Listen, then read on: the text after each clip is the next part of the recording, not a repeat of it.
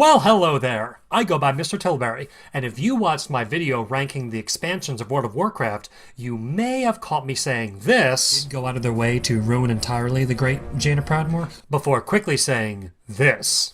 Let's talk about our main man, Garrosh Hellspawn. Well, that video was stupidly long, so I didn't really have time to express myself properly. Jaina Proudmoore is one of my favorite characters in the franchise, but I have been terribly dissatisfied with how Blizzard has treated their magical leading lady for the past few expansions. To explore this, let's start by examining what her role in the story was and how Blizzard changed their writing style over time. I will now take you back to the past. In 1994, Warcraft started with very specific types of characters. Big, bold, larger-than-life badasses who were acclimated to combat, war, bloodlust, and corruption. It was a simpler era of writing, and it's how Blizzard truly got their start. Most of the characters were shallow and one-dimensional in very purposeful strokes. Blackhand the Destroyer was our ruthless orc leader, Lothar was our mighty hero, Garona our backstabbing rogue, and Medivh was our tragic wizard. These were the ingredients that formed the Warcraft mythos, as it brings to mind a classic Dungeons & Dragons party, but Blizzard would eventually outgrow this. By the time they were hunkering down to do Warcraft 3, they had completed their strategy opus StarCraft, got involved in the Diablo series, and Thrall's epic story was beginning to take shape. They grew immensely as writers during the 7 years in between Warcraft 2 and Warcraft 3. And 2002's Reign of Chaos was when the series truly began to blossom.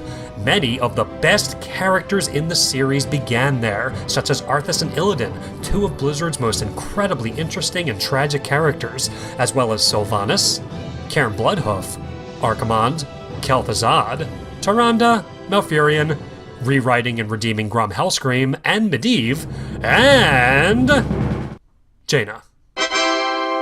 Jaina was introduced during this new age of writing for Blizzard, where the majority of War 1 and War 2 characters were generic badasses. Jaina was a peacekeeper and hated resorting to violence. Therefore, off the bat, she was already different. An intelligent, independent, idealistic young woman who did not see things in black and white, making her a unique star in the Warcraft constellation. Just like with Arthas and Thrall, Jaina was given her own ideals, goals, and backstory, and those traits affected the story. When Arthas started down the path of corruption, Jaina stood for her morals. Jaina? I'm sorry, Arthas. I can't watch you do this. Afterward, when the kingdom of Lordaeron fell to the Scourge, it was through Jaina's stewardship that humanity endured. Furthermore, Jaina and Thrall brought the first ever Alliance Horde ceasefire to fruition, which became the basis of the original World of Warcraft story, and Jaina was there, defending the World Tree with Malfurion and Tyrande. Bonus points, she even got to shoot a snappy one-liner in the face of an Archdemon. Talking all you demons do. Sure, she was a little hesitant to join the Orcs, but can you blame her? This asshole was her father! More on him later. This is a powerful and mindful woman who helped save the world and save the human race. This is all how the character started, and while it's true that most of her actions in Reign of Chaos were done because a male character told her to do so, such as Antonidas and the Prophet, Jaina does defy many of the negative tropes usually attributed to female characters in fantasy. Jaina is defined by her actions, not exclusively her traits. And Jaina has always been very popular. Just Google fan art of her. Or don't, some of it's creepy. However, once World of Warcraft launched, she, like the many other great Warcraft 3 characters, was relegated to standing around while the players got the glory, making the entire crew ancillary in their own tale. The fundamental way in which Blizzard was telling their Warcraft story was changed forever because of the MMO structure. Jaina was stuck in Theramore, and that's where our magical leading lady would remain for some time. And do nothing. When Wrath of the Lich King rolled around, she was still harping on her increasingly one-note flanderization of keeping the peace, and she sat on the sidelines consistently throughout Cataclysm. It was around this time, I imagine, that Blizzard felt they needed to just rock her boat a little. So Garrosh comes along one day and just blows up Theramore sky high, and Jaina goes ballistic, and off she goes down a path of vengeance, irrationality, bitterness, and hatred. Boy, that escalated quickly. Off the bat, this is very bizarre sounding. They had a peaceful, loving, gentle, and intelligent woman of action, and they went through extraordinary lengths to change her fundamental role in the story. In the Tides of War novel, it elaborates with her demanding Varian to storm the gates of Orgrimmar and murder everyone, and when he refused, she tried to flood Orgrimmar, seeking the death of every last orc man, woman, and child, and had to get talked out of it by her former BFF Thrall, whom she now hated. It's like when Adrian falls into a coma in Rocky 2. There's no reason for it. The writers just wanted more drama, regardless of how contrived and stupid it is. Furthermore, at the end of Pandaria, when Garrosh was defeated, she urged Varian once again to dismantle the Horde, and Varian was like, yo, that's a bad idea. And that was coming from Varian. To remind you, Varian was introduced in Wrath to give some ferocity to the Alliance. Going back to this critical cutscene in the Secrets of Ulduar trailer, you can see a clear distinction between Varian and Jaina, two opposites of the extreme. But this isn't the first time we see the two switch roles. During the Sunreaver incident, Jaina flips out because the Sunreavers misuse the Dalaran portal network to sneak into Darnassus to steal the Divine MacGuffin, causing Jaina, now conveniently the head of the Kirin Tor thanks to Ronin's narratively convenient death, to purge Dalaran of the Horde and arrest the Sunreavers. This happened right as Varian was in the middle of peace talks with Lorthamar, who was considering to join the Alliance because of Garrosh's actions. Jaina's attitude ruined this potential peace, so we are left with Varian looking wise and collected, and Jaina acting the part of some genocidal, racist, irrational bitch. Now, some defend Jaina's recent characterization by calling her actions and attitude justified based on the events that she has gone through. Bullshit. Bullshit. Bullshit. In character and out.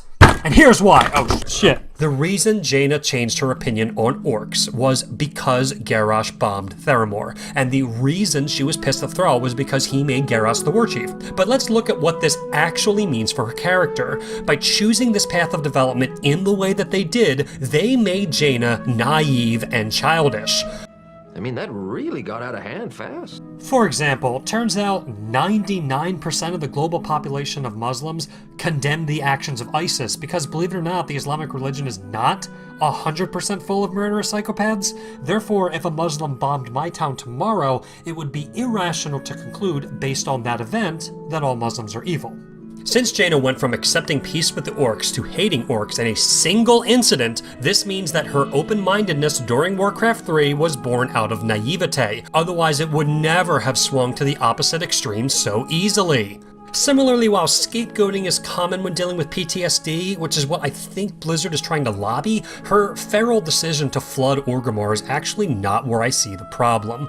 See, there's a psychological theory put forth by Carl Jung called enantiodromia, which suggests that when a superabundance of force is present, it will inevitably produce its opposite. For example, in Hero, Broken Sword dedicated his life to war and combat, but became equally passionate in seeking peace. This is a real-life phenomenon wherein a person becomes essentially their own antithesis, and this could be what Blizzard is using with Jaina. However, it has been years since Blizzard orchestrated the bombing of Theramore, and to hand-wave all of Jaina's actions to PTSD is just lazy writing!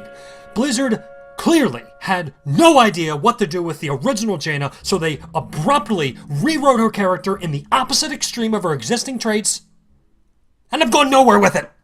But most importantly, we have Jaina Proudmoore. During the Frozen Throne, they introduced Jaina's father, who is very much a time capsule character for Warcraft 2's style of writing. He's bloodthirsty and full of vengeance and wants to murder all the orcs. And Jaina stands up to him, saying he's wrong, and then helps kill him because she's anti-genocide and racism?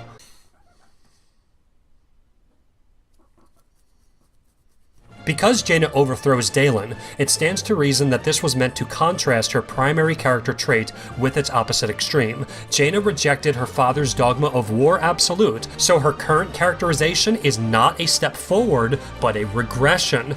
She is now a carbon copy of the person who was originally meant to be a foil to her.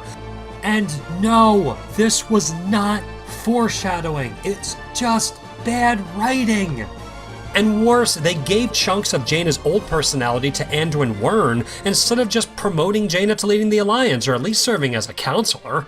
Jaina is no longer her own woman. She is a puppet to Blizzard's limp orchestrations to contrive as much drama as possible, all the while betraying their original vision and taking a smart female and making her irrational. I do understand that Jaina eventually forgives Thrall and admits that not all orcs are evil, but this takes place in the book Tides of War and War Crimes, and looking at her actions in-game and not in print, there is no strong evidence to suggest that she has learned or grown from the events of Theramore, Garrosh, or the Sunreaver incident. Why? Because Blizzard doesn't want her to! And really, that is my big freaking problem. Challenging your characters to induce change only works when there's some, follow-up to the events. That hasn't fucking happened!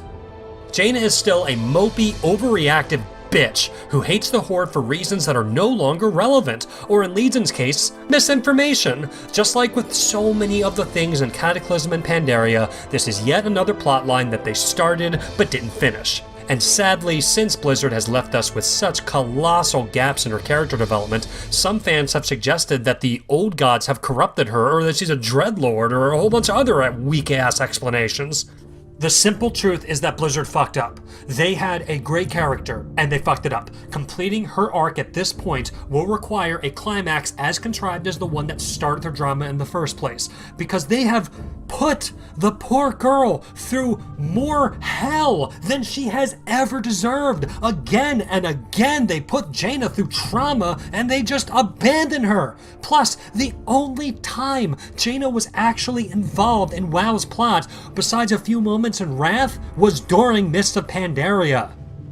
Honestly, Theramore was bombed, and Jaina went nuts for two simple reasons. Number one, make Garrosh look bad by breaking her, and two, so that Blizzard would have a future villain. And the second one remains to be seen. I could be wrong.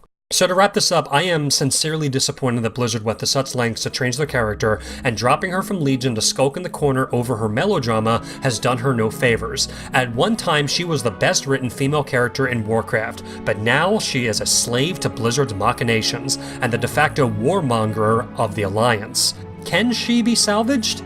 Perhaps. The announcement for the next expansion is right around the corner, and all the speculation is on Kulturas, the Void, and the Ethereals. And Naga, but people have been saying Naga expansion since before BC. I would be lying if I said I wasn't holding on to some hope that Jaina may shine again, but unfortunately for her, once Blizzard has made a decision about a story or a character, no amount of retconning or backpedaling will stop them. So what do you guys think? Are her actions actually understandable, or are they actually unrealistic? Has she gone through enough trauma to justify her actions, or is Blizzard keeping her frozen in a state of vengeance so that they would have more plot threads in the future? Thanks for being a nerd with me, and I'll see you next time.